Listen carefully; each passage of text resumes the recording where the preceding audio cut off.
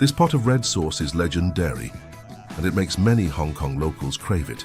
It's also the very sauce that made this eatery famous with tourists worldwide. So today, please join me as we continue exploring Hong Kong cuisine and discover classic eateries that have been around for decades with their unique dishes and distinctive service styles. Places whose quirky service can feel a bit overwhelming for some visitors. To match the theme, I picked a pretty quirky ride too. One of the longest outdoor public escalator systems in Hong Kong. Riding it end to end takes 15 to 20 minutes. And it drops you right at the classic eateries I mentioned. Guess what's waiting for us at the very top? I'll reveal it in a bit. At the end of the day, we'll head to Victoria Harbour. Every single night here there's a laser show. Skyscrapers across the water light up in sync, creating a dazzling symphony of colour and rhythm, which will surprise you, both in a good and maybe a bittersweet way.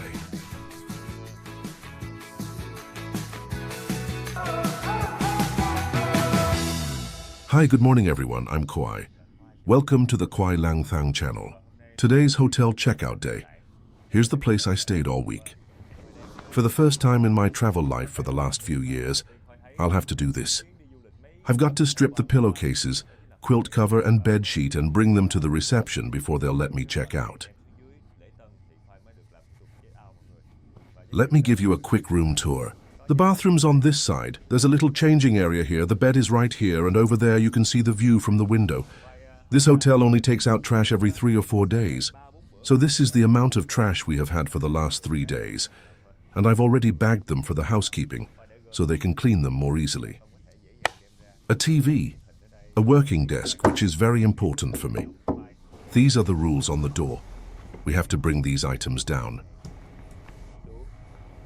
And the room can only be cleaned every 3 days. This is the bathroom, quite spacious.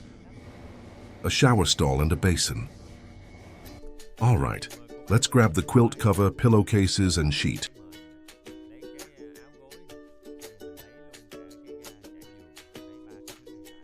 Then bundle them up, haul the suitcase and head to reception to check out.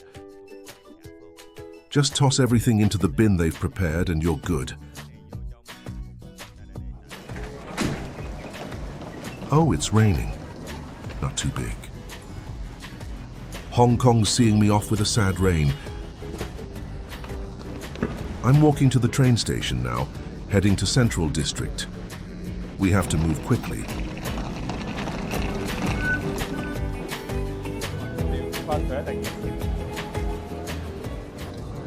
My flight is going to be very early in the morning, and I have to be at the airport at 3 a.m. So I'm taking all of the luggage with me. We will be roaming the city until midnight and then go straight to the airport. It's the weekend, so Hong Kong is really packed. Loads of tourists from mainland China and everywhere else. So if you plan to visit Hong Kong on a weekend, please book your hotel early, because last-minute rates tend to be much higher. It's the same with popular restaurants. You'll end up waiting in much longer lines on weekends than on weekdays. The Central Station is also the main hub for the express train that goes to the airport. But I remember it doesn't operate during the 2 to 3 a.m. hours. So I'll either catch the last overnight bus or take an early morning bus around 2 to 3 a.m.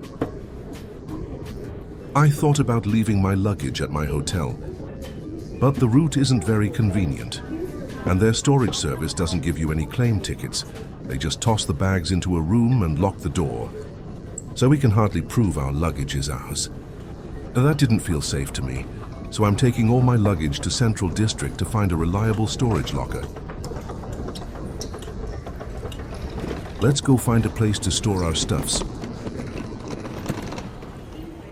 Here's a sign directing us to the luggage storage. Past this pillar, and the locker counter is right there. I can see other travelers dropping their bags ahead of me. Oh, they close at 9 p.m.? We have to take our luggage at 9 p.m., or our stuff will be stored until the next day. Cash only, no cards. Here's the price list. Roughly $12 for 3 to 24 hours per item. The last customer just claimed the final locker. This place is full now. I'll wait 15 minutes, and if no one comes to pick up their bags, I'll figure out another option. Around 15 minutes later, 2 people came to pick up their bags. Maybe it's my turn now. But the clerk says any small bag on top of the suitcase counts as a separate item. Even a paper bag. So please make sure to check only the big cases, because anything hanging would be counted as an item. We'll bring these with us. This is considered a separate item, so I'll bring it with me. We'll leave 2 large suitcases here. Until 9 p.m., the total fee is about $23 for 2 suitcases. That's a relief. I finally got my bags sorted. Now let's check out the mid-levels escalator, the longest escalator system in Hong Kong. This escalator literally revolutionized transportation for this entire area. This is the escalator system I mentioned. Wow.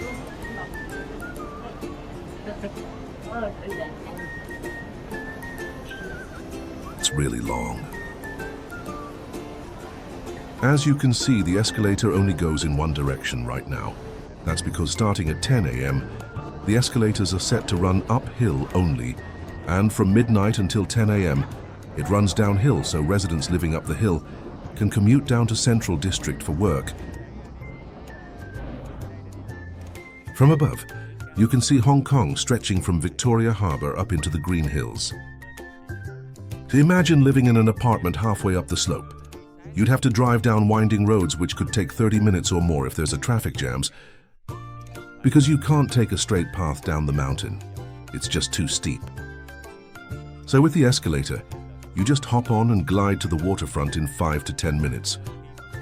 You can have a free ride, an exercise without wasting money on gas or any fares. This makes me think of Dalat, a mountain city in Vietnam. How cool would it be if they had a hillside escalator going straight down to Xuan Huang Lake? It would be so convenient for tourists.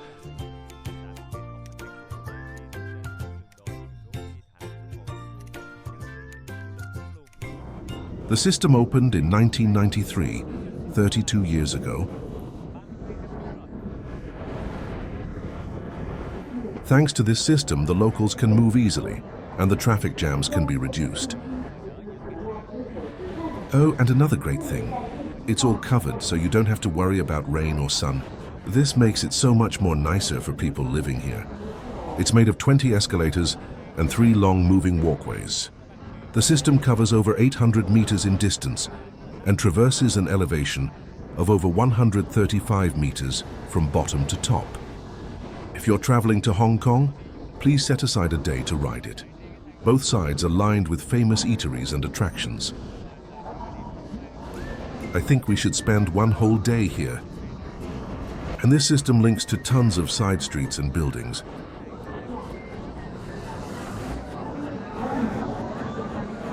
Below, you'll see a very jammed road. And on this side is a staircase into another block. It's like a free public transit system. It's all connected, so that everyone can travel around easily. This escalator is really long, and we could spend hours checking out everything along the way, so I'll get off at this part. We'll move to find a specialty dish I love in Hong Kong.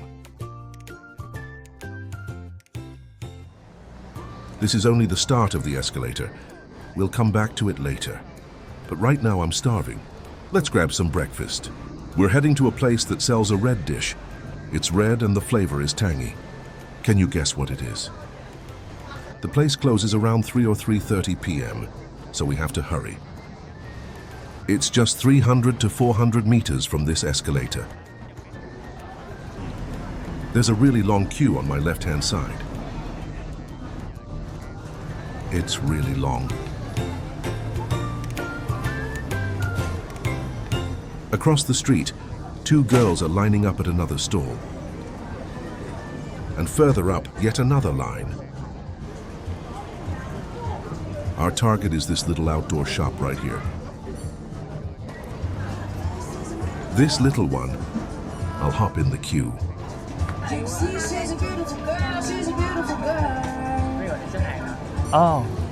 Oh, the line ends down there. I wonder how long this will take. It's so long.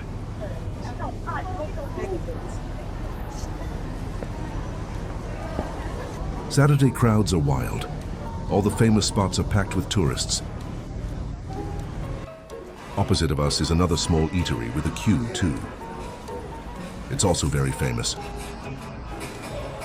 That place actually shares a long history with this eatery. They used to sell side by side, 2 different dishes in one stall. Later they split, opened separate doors and now face each other. After we finish here, we'll cross over and try that one too. For now, let's keep queuing for this special bowl of noodles.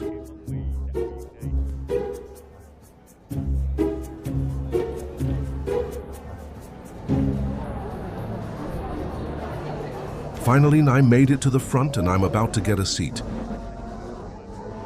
It's a simple little eatery with makeshift tarps and basic frames.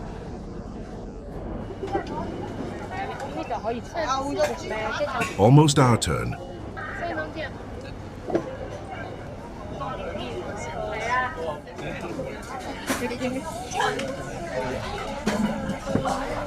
I'll put my bag next to my feet. So hungry. Beef noodle. Yeah. Yeah, beef noodle. Yeah. Yeah. Yes, okay. Thank you. Lemon 係啊，幫佢食啊。唔係有時佢哋會食奶嘅。Lemon is okay. Lemon honey Lemon's okay. 係啊，檸蜜脆脆。檸蜜係啊，唔該。 Thank you. This is a break with lemon sauce in the top. Lemon and honey sauce. Lemon and honey. Honey. Thank you so much.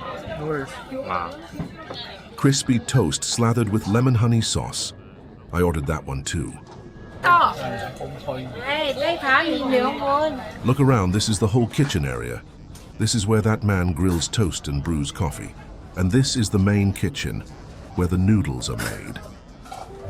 Or rice vermicelli and macaroni. And that's the drink zone, where a woman handles iced tea and lemon drinks. Just 3 people are running this whole place and serving all these tourists.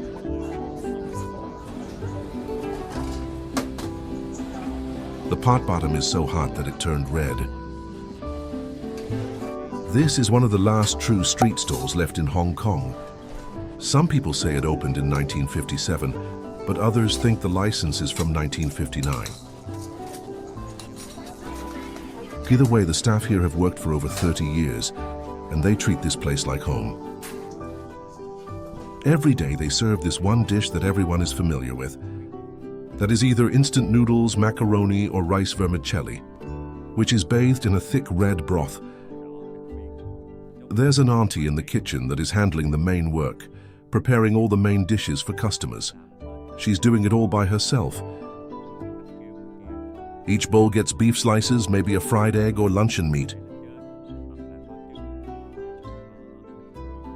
Then she tops it with the bone stock, plus a bright red tomato sauce.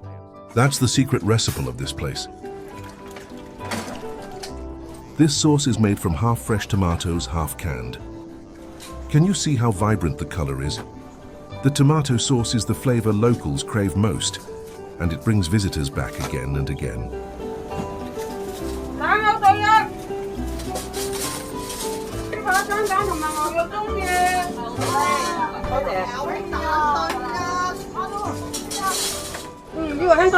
Oh, thank you. Oh, I like you too. Thank you so much. 好打去對一睇人啊！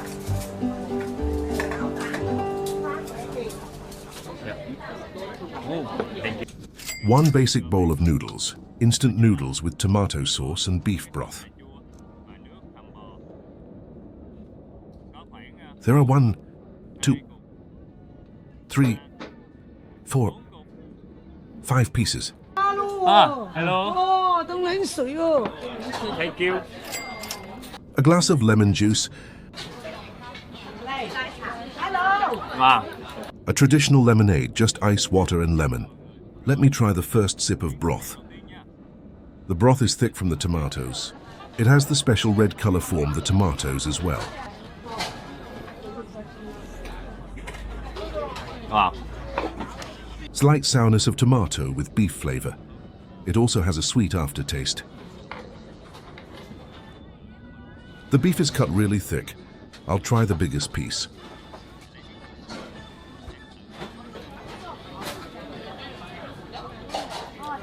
So tender. Although the beef is thick, it's so tender and flavorful.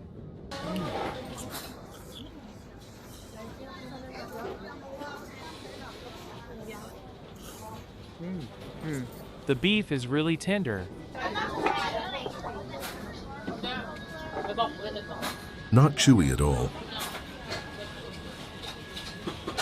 There are 2 popular options here that are macaroni and instant noodles. I'm a noodle guy, so I chose noodle. Let's dig in with me.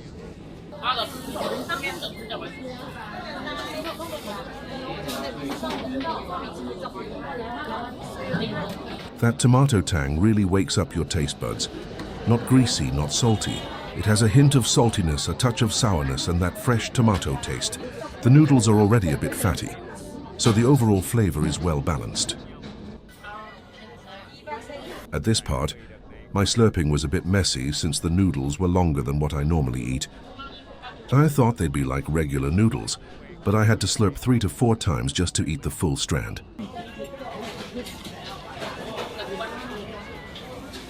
This bowl reminds me of home, like the tomato beef instant noodles my mom made for me before school. Tomatoes are simmered in the broth until they break down. Then add instant noodle. Also add in sliced beef. Then you pour the broth on top. You can totally cook this at home since it's pretty simple, but it tastes even better in cold weather. Plus you get that fresh tomato flavor. Tomatoes are naturally packed with umami, that savory MSG-like sweetness that really boosts the flavor and really wakes up your taste buds.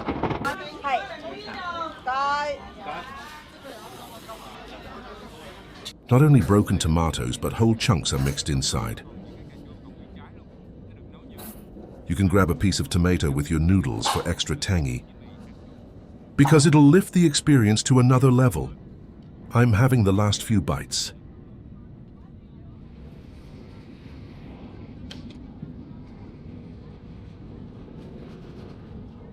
Now the lemon honey toast.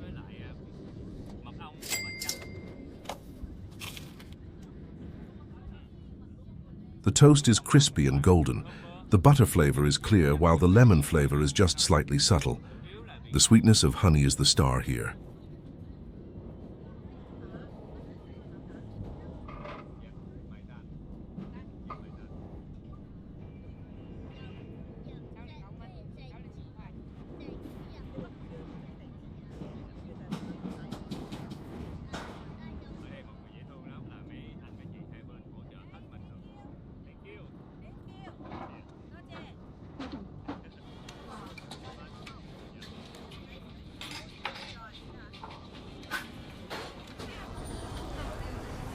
Leaving this place now, I'm thinking about getting in line right across the street.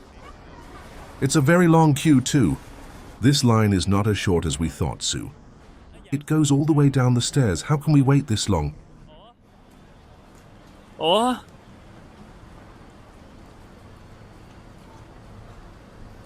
It's over. It's over for us. Oh no. That felt like the reason I grabbed a tomato noodle bowl to eat just now was just to get the energy to wait in line for this place. This line is even longer than the one before. I thought it was short because the last part of the line bends around the corner, but it's actually 2 times longer.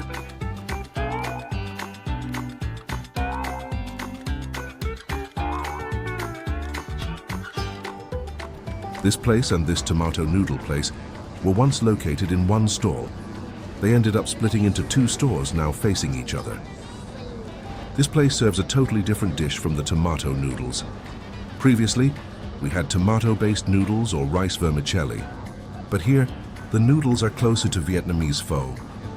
It's actually the Cantonese version of rice noodles. The noodle is like the pho's noodle, but it's cooked in a broth and eaten with braised beef. I really want to try it, so I'm willing to wait in line.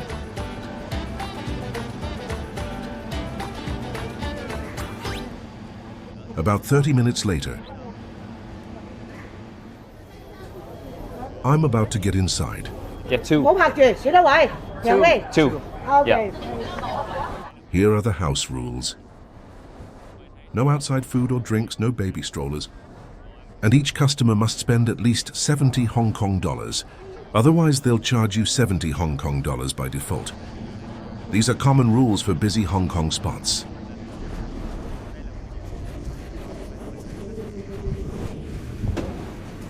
Thank you. Yeah. Maybe we'll sit here. Let me ask her. Here? Yeah. Yeah, it's right here. Wow. This place is a bit tiny, right? Here, come sit. The place is very small and I'm sharing a table with a couple. We just have to accept it. This place is insanely busy, so we can't ask for much. As you can see, a bowl of noodles costs around 70 to 75 Hong Kong dollars, and other dishes are around 200 to 230 Hong Kong dollars. One dish and one side of this. Yeah. Thank you. Guys, I think that you can skip this place on your trip, because the staff is a bit grumpy to most of the customers here.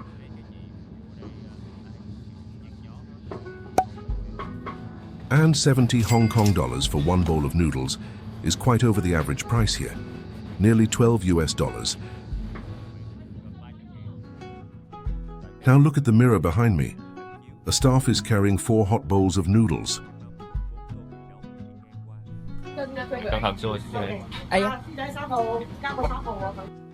Let me show you the clip one more time so you can see it clearer.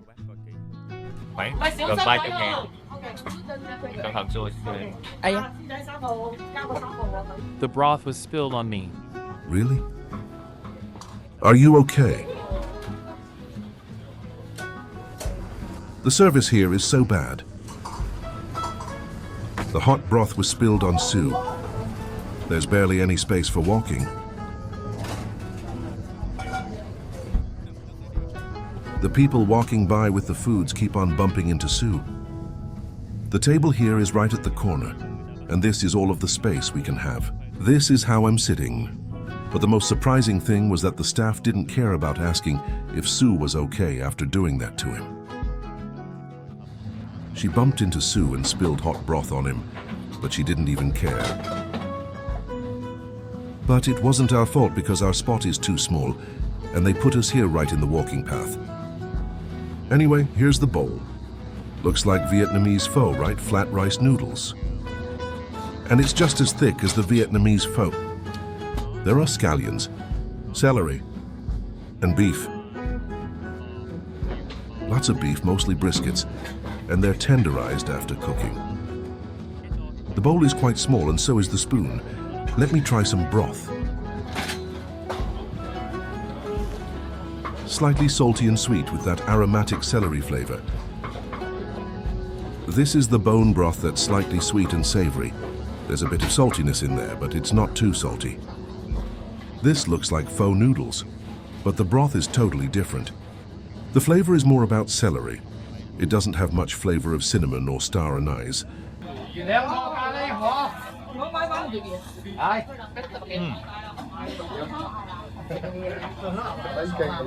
I usually call this Chinese rice noodles. This is to distinguish from Vietnamese pho noodles. The noodles are slightly chewier than the Vietnamese pho. They probably mixed in some other ingredient to make it chewier.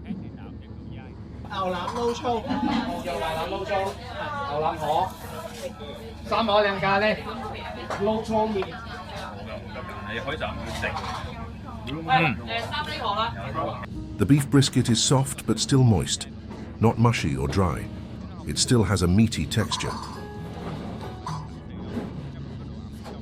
Let me press it down so you can see the beef is soft yet very moist.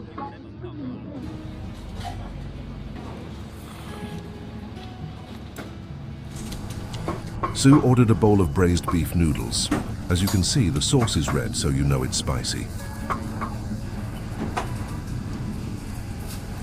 Is it good? So spicy.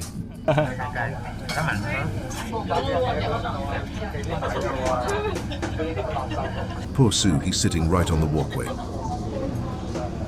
Hang on, Sue. The walkway is so narrow, and he's sitting right in the path, so people keep bumping into him every time they walk past. And the bowls are piping hot.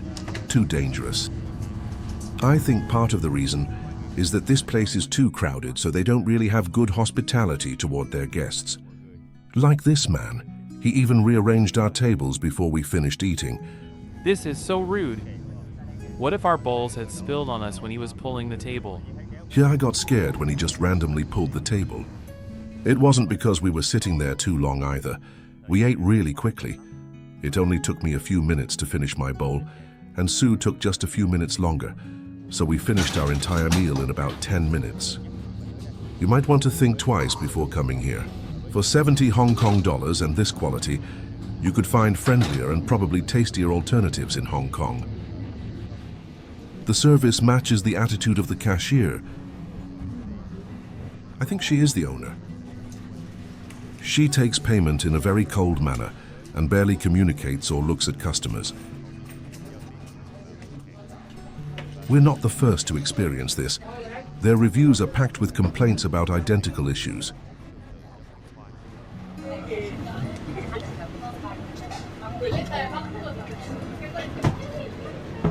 The first disappointing eatery in Hong Kong. How do you feel, Sue? I'm never going back there, and I definitely won't be recommending it to anyone. But I already recorded it. Should I cut some part? No, don't edit anything out. Just leave it all there so people will know to avoid this place.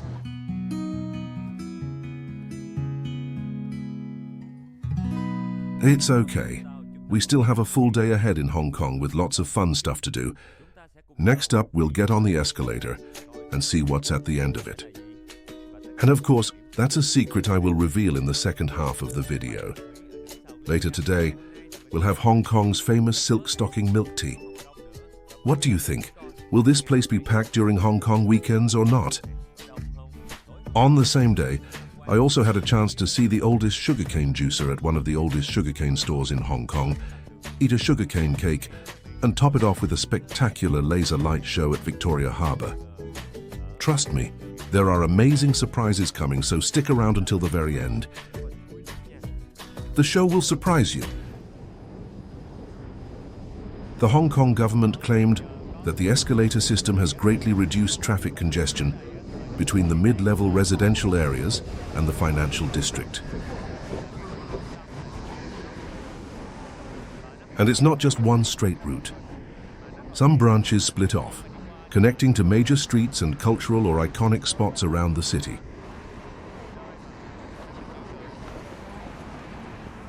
The city's been deeply influenced by both Chinese and British cultures.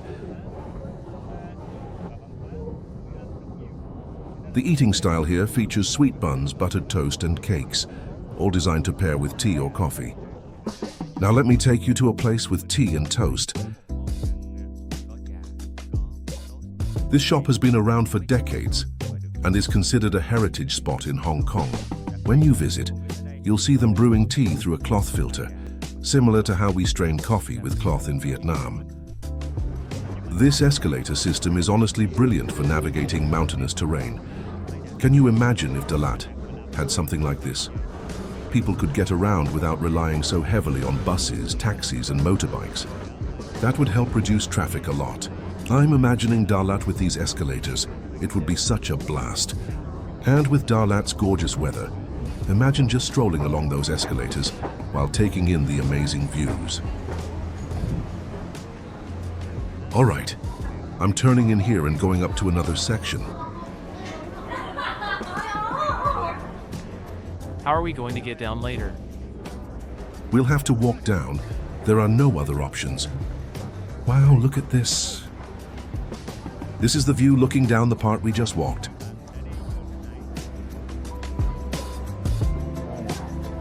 Okay, let's keep going up.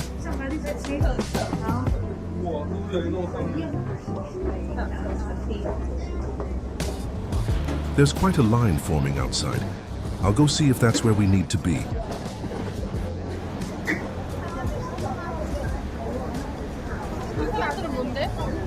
Yup, Sue, it's this shop. Let's get in line. One travel tip for Hong Kong. If you're coming here, please try to avoid weekends, because Saturdays and Sundays are packed with tourists, and even people from mainland China come over. So no matter where you go, you'll end up waiting in line. This place has a very traditional look. It has lots of food pictures and maybe even celebrities who visited.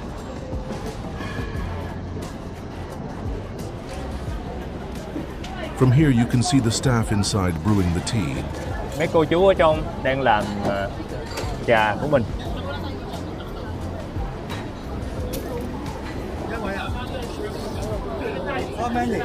Two. Yeah, two people. Yeah. Coi miếng tặng ra sư phụ. Bộ con khoai nha, lấy dầu sư phụ nè. Sorry? Do you have umbrella? Yeah, no. No, just come in. Thank you.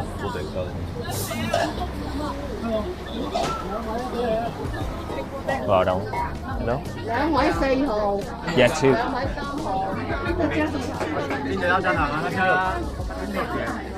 Bà bao, cái cô cùng hỏi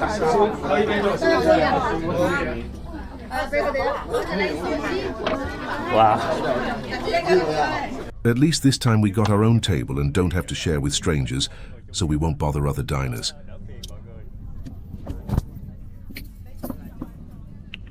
The waiter said, we need to leave this spot open because they can seat one more person here. They have iced tea, iced milk tea, and hot milk tea.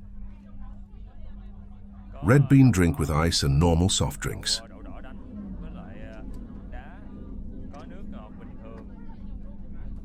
And various cakes.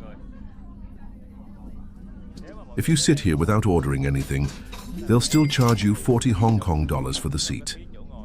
Because it's so busy and seating is limited, there's a minimum spending of 40 Hong Kong dollars per person. One cup of milk tea is around 20-something dollars, so please make sure to order at least 40 Hong Kong dollars worth. Otherwise it feels like a waste. All right, I'll order mine now. Yeah, two. Yes. Do you want a sweet dessert soup? This one. One of this. Yes.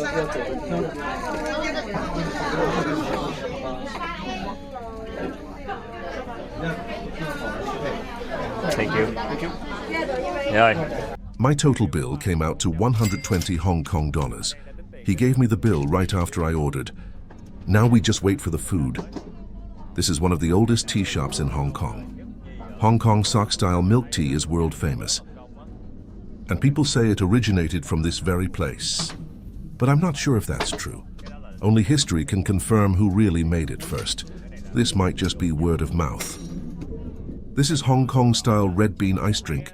They stew the red beans until soft, then pour milk and ice on top. It's pretty similar to Vietnamese-to-English, sweet dessert soup. But instead of coconut milk, it's sweet milk here, full of red beans. The beans are soft but still in whole beans, not mashed. Look at this cute wooden spoon, it's tiny.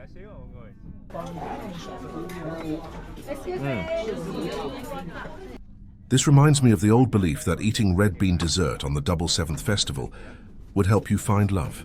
During exam season as well. Yeah, beans are believed to help us pass the exams. In Vietnam, we eat mung bean che to pass exams. Red bean was for love, right? Or was it black bean? Anyway, this dessert is super traditional. The beans are stewed with sugar, which makes them sweet and soft. With some milk on top, it's not too sweet, and we'll mix it with cold ice. Or we can drink the milk separately. So refreshing. Then eat a spoonful of beans. So soft and nutty. Very sweet, so if you don't like sweet things, you might find it a bit too much. But it's a dessert after all. Luckily, the milk is not sweet, so it balances out the sugar in the beans. If the milk had sugar too, this dessert would be extremely sweet.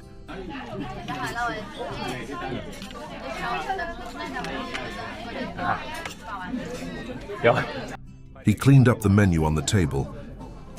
Pretty tidy, huh? I'm usually the kind of person who leaves everything out on the table. Now I'm just waiting for the main highlight, which is the Hong Kong silk stocking milk tea. People usually drink it hot so the tea flavor is stronger.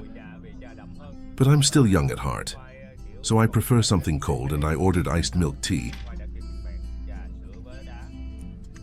This place makes me feel like I wandered into a store designed for students. But there are still some adult pictures mixed in. Here's a newspaper photo showing how they make the silk stocking tea. To do this, he scoops the tea into an inox kettle, then pour boiling water in. When he fills the kettle up, instead of just steeping it like usual, they continuously boil the tea over high heat.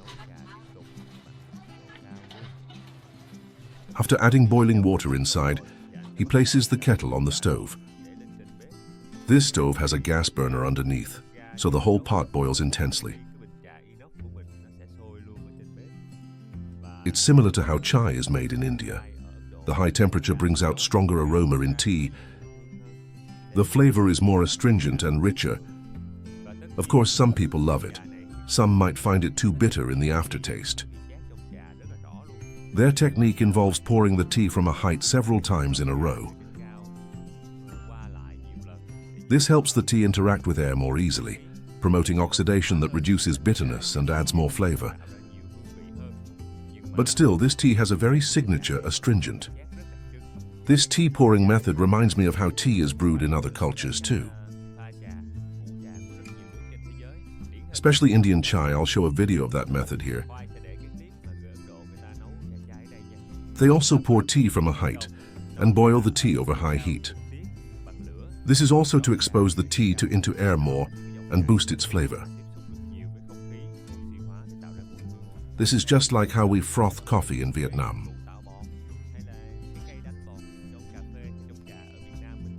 Once the tea is ready, they pour it through a mesh filter, separating the liquid from the leaves. Don't they sound the same? Another cool fact, this shop has declared that they use Indian black tea. So maybe their brewing style was influenced by Indian-style tea brewing. Only the founder could really answer that question. As for me, I'm honestly not sure. Yeah. Thank you. Our 2 cups of tea are here. One for Sue, one for me. They simply brew the tea with a cloth filter and hot water. Just like in Saigon, we have coffee made with a cloth strainer too. We call it the net strainer, since calling it sock strainer sounds a bit strange. They brew the tea with a cloth filter, just like how we use net strainers for Vietnamese coffee. There's milk and tea inside. I'll stir it to cool down the drink. Wow. Strong black tea taste. The tea flavor is bold with a light creaminess from the milk, but not overly sweet. Compared to the red bean drink earlier, this one is only about 30 to 40% as sweet. If this shop added boba pearls, I bet it'd be even more popular. Because this would pairs perfectly with boba pearl. Or maybe I just really love boba because I'm still young. But anyway, it's really good. You can really smell that rich tea fragrance. Even after the ice has diluted it a bit, the aroma is still there. Since the tea was brewed by this method, the water used was really hot. Because of this brewing technique, they use extremely hot water. The water reaches nearly 100 degrees Celsius, right at the boiling point. You can really taste how strong this tea is. It's more astringent and has such a deep, rich color. This method really brings out that bold color, much more than the usual steeping at 90 degrees Celsius. This place would be perfect for people who like strong tea with that slight bitterness.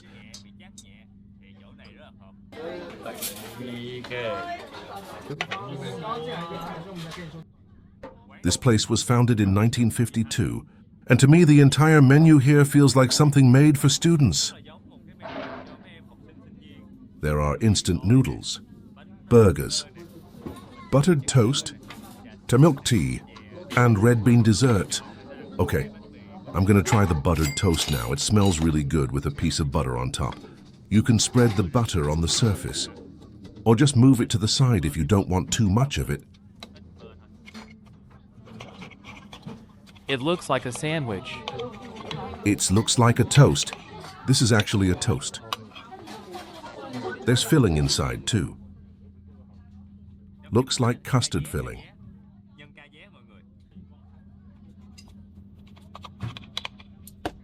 The lady just brought over a salted lime soda.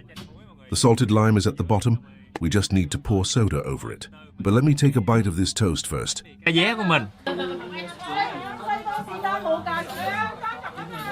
It's fatty. The butter adds a salty touch, combined with the sweet, creamy custard filling inside. The toast is soft, a little crispy outside. It's fatty. Very fatty, and pretty greasy from the frying. It reminds me of eating deep-fried dough sticks called youtiao. An oily youtiao with a light custard filling. No wonder they serve it with milk tea and salted lime soda.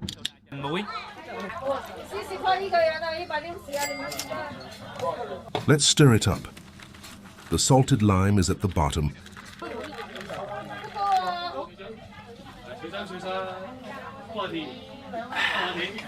They clearly knew what they were doing, pairing this rich buttery toast with something salty and fizzy to cut the grease.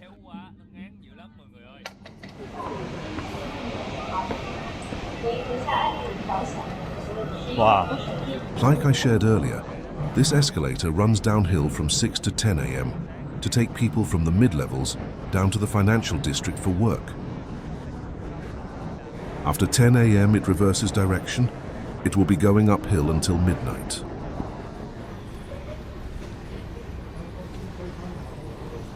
This coffee store here has a cute view of the escalator. But there are only 2 tables. Cute. As you can see, the escalator runs in the center with staircases on both sides. It gives the area an open space and adds to the view for people living around here.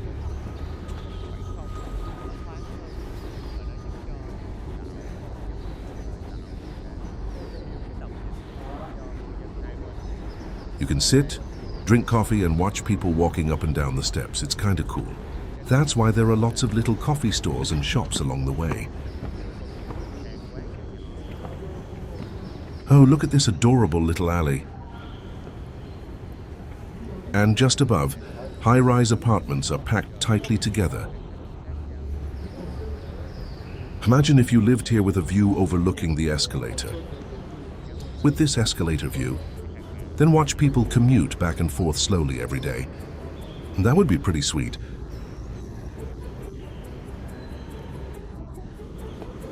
They're selling apartments and houses here. Yeah, 18 million Hong Kong dollars. Is there any apartment with a view of the escalator? This one.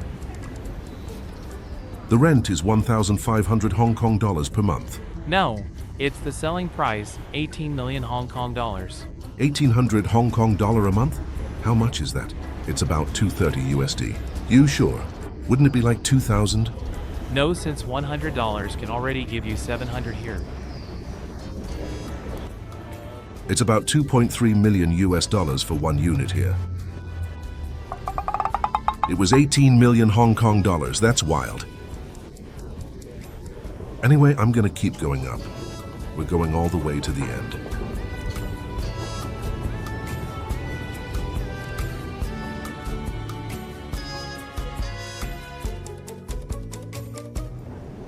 One nice thing about this escalator system compared to buses or trams is that you don't have to wait.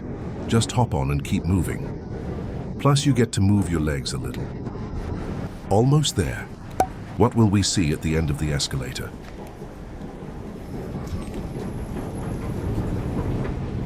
This section doesn't have much of a view anymore, just walls with metal spikes. Looks like a huge supermarket. You could stop here, do some shopping, and then keep going home.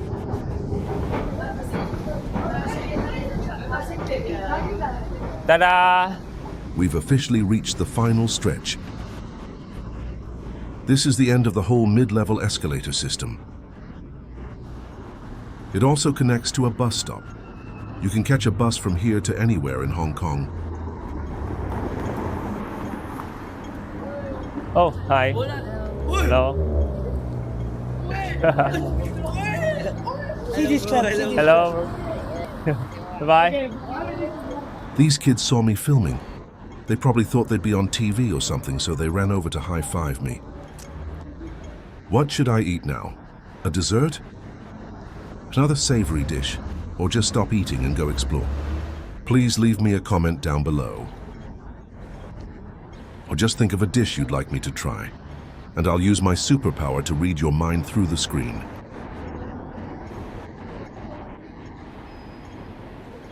Okay, I know what you're thinking.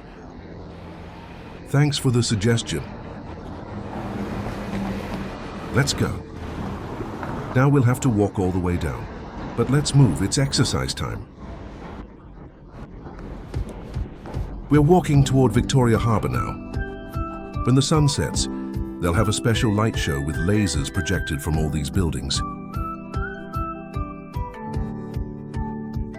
Hang tight. I've been walking downhill for about 15 minutes. And after reading your minds, thank you all for suggesting it. Thank you everyone for suggesting me to go get some sugarcane juice. Right in front of me is a famous sugarcane juice shop in Hong Kong. We'll grab a drink together. There are a lot of people waiting. I think I'll grab a bottle of sugarcane juice so we can have extra energy to walk. This shop uses a traditional sugarcane press. They also sell herbal drinks and teas.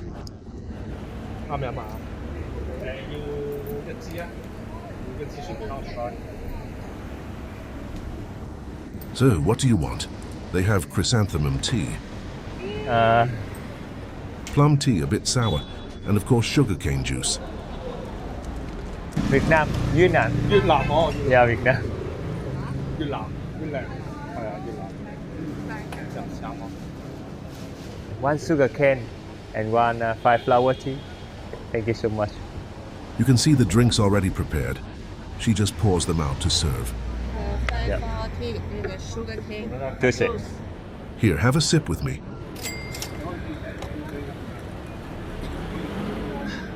So refreshing, so sweet. But wow, sugarcane juice here is pricey. 16 Hong Kong dollars for a small cup. That's around $2.40. I think I should import a sugarcane machine from Vietnam. Open a juice stand here and compete with it. Watch out, Auntie. I might become your rival. But I don't know where to get the money to pay for the rental or a house here. Anyway, cheers. There's no ice, so it's just a bit cool. They say this place uses a traditional wooden sugarcane press, but I don't see the machine anywhere. It's probably inside, not out here. Wow. I asked for her permission to take a look inside. She normally had to spin the lever like this. But why don't I see it spin? I don't know. This press is different from the ones in Vietnam. It only has 2 rollers. Kind of like the old school machines we used to have. In Vietnam, we now have machines with 3 or even 5 rollers. This looks normal to us, but here it's something special for tourists. All right, time to pay and keep going. Good. Yes, good. So sweet. Ah, what is this? Sugarcane food. Ah, This is made from sugarcane. Let me buy a box. thank you. It's from... I'll try a piece. Oh, it's so sticky. Let me cut it up first. It has a sugarcane smell.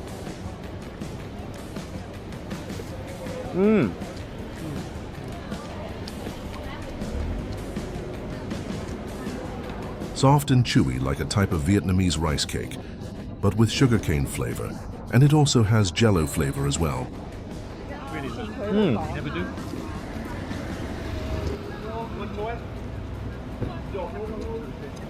It's a jelly or dough ball infused with sugarcane, and the lady said it's good for your skin. So maybe it has something to do with collagen, seaweed, or jelly, something like that. I think she adds those ingredients to this dessert. It's a secret recipe. Now we'll keep moving. I'm heading toward the harbor to catch the beautiful laser light show. Hopefully I'll find something good to eat or drink along the way. Come with me.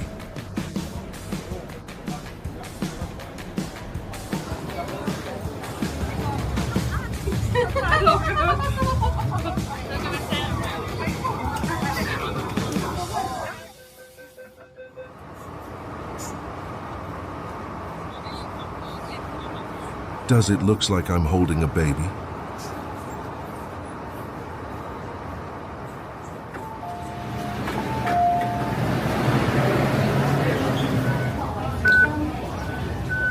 In just over half an hour, the light and laser show on the skyscrapers in Hong Kong will begin. So I'm hurrying out of the subway station and walking over. Just a few more minutes to go. I came early to grab a good spot. But since it's the weekend, I don't think I can nail this. People have probably been standing there since the afternoon. This looks like the spot we came to last time, the money exchange place. The familiar money exchange place from our first episode. It's just up ahead, remember? Now we're walking out toward the waterfront. So many people here.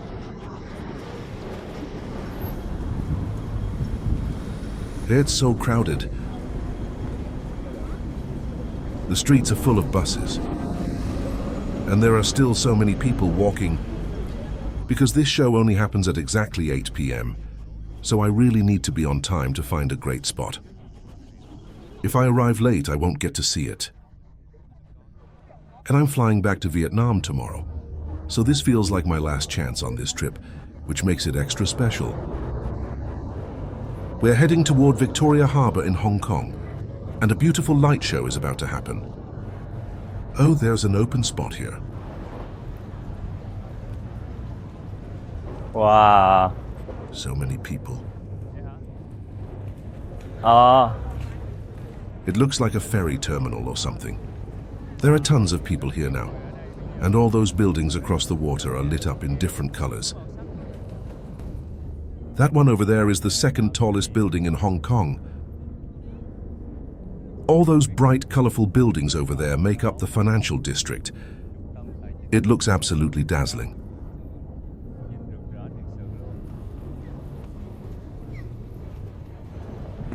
I'll light up my own face.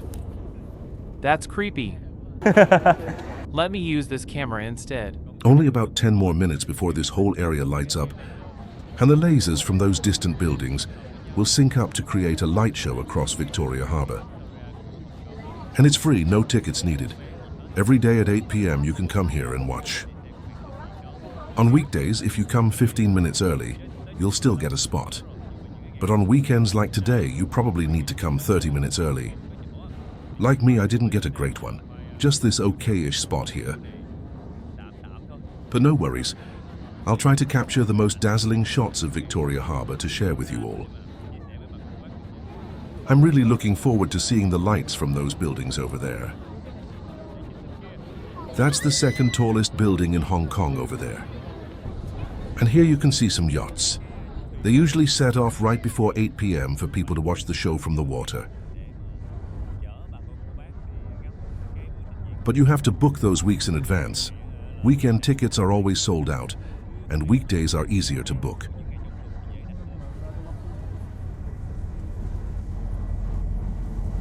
Look, it's counting down on that building. Where? That one counting down from 5. Oh, I see it now. 3, 2, 1. Please film that for me. 0. Woo! Wait, where'd it go? Still can't see anything. Oh, the buildings are blinking now.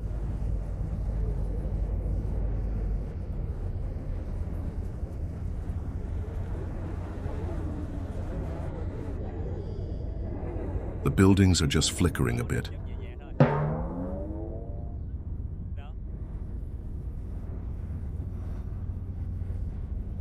So, film with this one. Huh, over there. Still not much happening. That building just shot some lasers. Ooh! A few buildings have started shooting lasers. Oh. Ah. But there's no sound, so it feels kind of flat.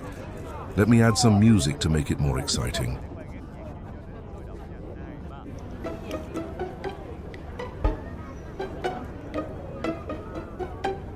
Still nothing amazing yet.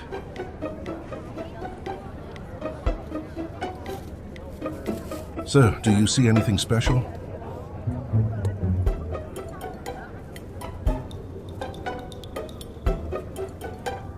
Nope, nothing. Or maybe they're waiting for the boats to get to the middle? I don't see anything yet. Everything looks the same after the countdown. Wow. It'd be better with music. That's why music is so important.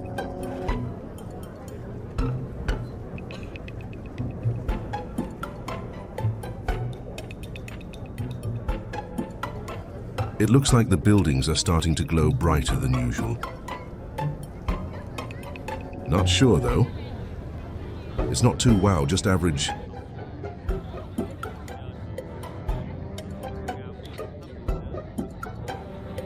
The lights just sort of blink and flash. The buildings twinkle a bit. And the ambient sound is just kind of down. No music at all. Some of the buildings are moving their lights up and down. It's pretty. But I really think music would take this show to the next level. And that's the end of our light show tonight. Thanks everyone for watching.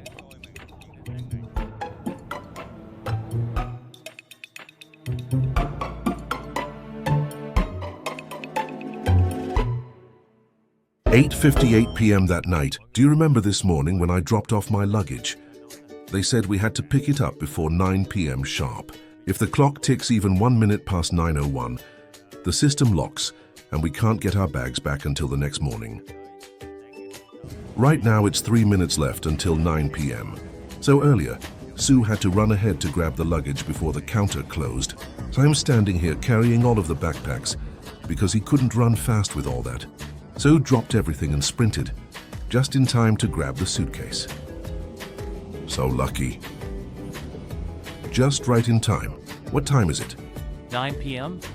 Just 1 more minute, and we would have lost our chance to get our suitcases. Look at us, our hair is messy and backpacks are everywhere. But we made it. Now I'll be flying back to Vietnam, and we'll begin a new journey in a brand new country. Thank you all for watching. Hope to see you in the next episode on the KhoaiLangThang's channel.